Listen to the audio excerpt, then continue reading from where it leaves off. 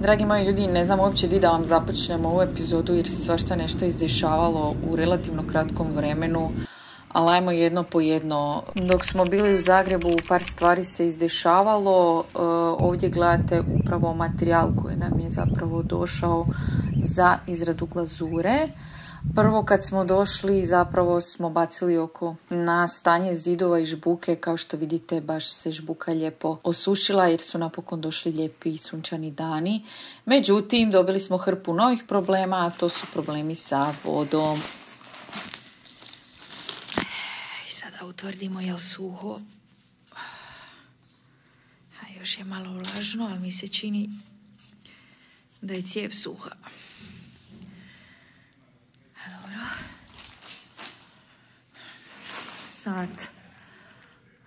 Sad naravno nisu stavili sustav pod tlakom, tako da nemamo pojma. A su stavili jedan geberit. A vidiš šta su ovdje uradili, majku ti.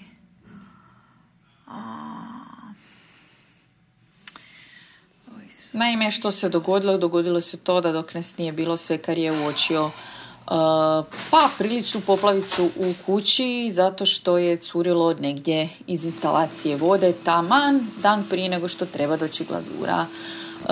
Naravno tu se sad morala razbiti hidroizolacija i sve da se proba naći gdje voda curi i sanirati to u što kraćem roku.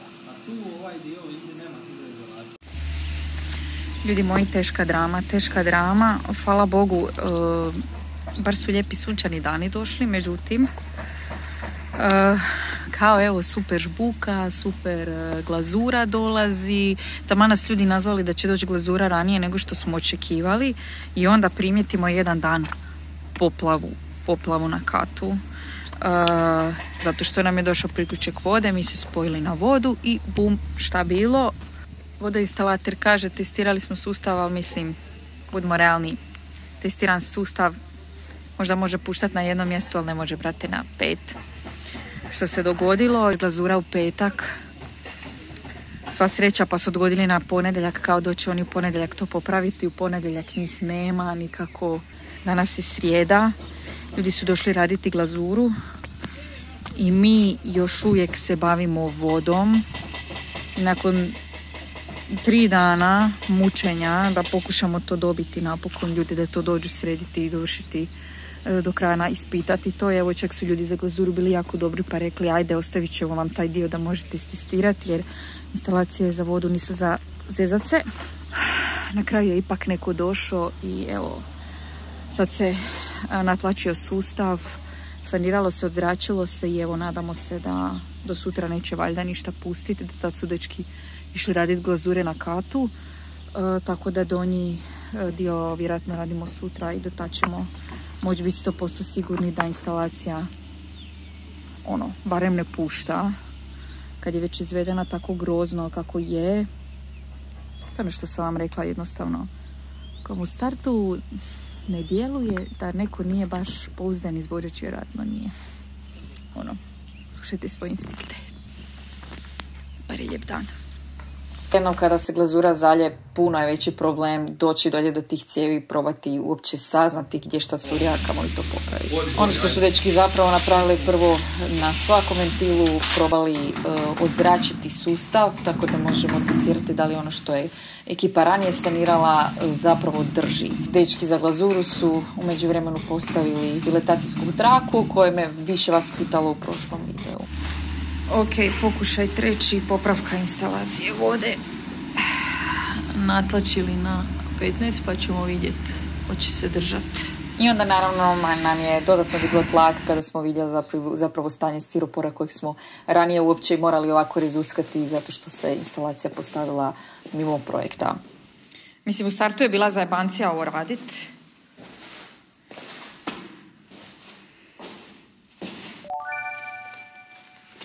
Ali evo, ja sam to uspjela nekako složiti kada smo tvrdili da to zapravo gore ništa ne curi, gore nemamo hidroizolacije, tako da se svaka zapravo mrlja fleka vode vidi.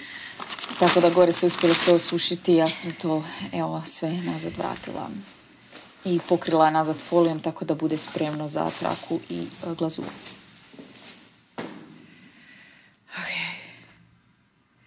I onda su dečki počeli miješati glazuru, a ja sam se za to vrijeme prebacila na donji kat da zapravo probam dolje vidjeti situaciju. Tako da i to možemo pripremiti za glazuru i da dečki ne moraju naknadno dolaziti tu stavljati estrih.